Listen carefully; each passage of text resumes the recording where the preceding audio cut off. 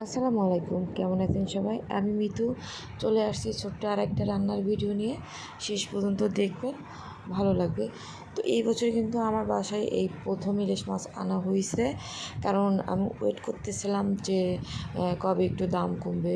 খুব যে কমছে তাও না, তারপরও আনতে হলো, কারণ চিংড়ি আর ইলিশ ছাড়া আমার ছেলে মেয়ে পৃথিবীর অন্য কোনো মাছই খেতে চায় না।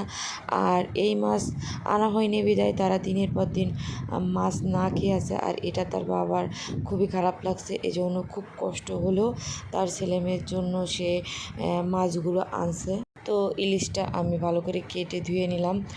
আমি আজকে এটা হাতে মেখে রান্না করব, কারণ রান্না করতে একদমই ইচ্ছা করতেছিল না, যে গরম পড়তেছে। এখানে আমি পেঁয়াজ, কাঁচামরিচ, শুকনো মরিচের গুঁড়া, হলুদ, লবণ, জিরার গুঁড়া দিয়ে ভালো করে চটকে একটু নরম করে নিচ্ছিলাম, কারণ এটা যত মাখা মাখা হবে তত খেতে ভালো লাগবে।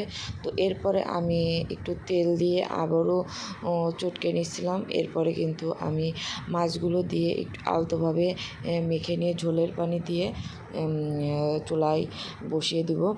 তো এখন বলতে পারেন এত কম রান্না করে কে খায়? আমার বাসায় আমি সহ 3 জন, মানে আমার 2টা বাচ্চা আর আমার হাজব্যান্ড। আমি তো ডায়েটের জন্য সপ্তাহে 6 দিন রোজা রেখে আর তেল মশলা মাছ মাংস এসব কিছুই খাই না।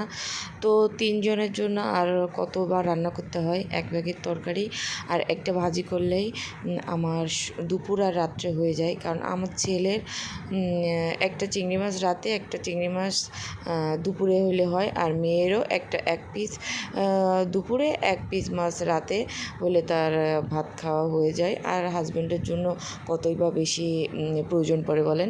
তো যেটুকু অতিরিক্ত থেকে যায় আমি ওটা কাউকে না কাউকে দিয়ে দিই। কড়াইটা আমি অনলাইন থেকে নিয়েছিলাম অনেক রিভিউ দেখে। কড়াইটা দেখতে কিন্তু খুবই কিউট, কিন্তু কড়াইয়ের চারপাশে মশলা লেগে পুড়ে যাচ্ছিল, এটা জানি কেমন লাগতেছিল আমার কাছে। এদিকে আমার রান্না শেষ।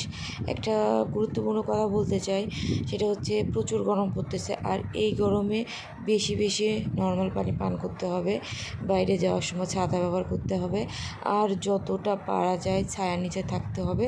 রান্নাটা কেমন হলো জানাবেন। খেতে কিন্তু খুবই মজার হয়েছিল, আমার ছেলে মেয়ে বলতেছিল। তো দেখাবো অন্য কোনো ভিডিওতে, ততক্ষণ ভালো থাকবেন, সুস্থ থাকবেন, আল্লাহ হাফেজ।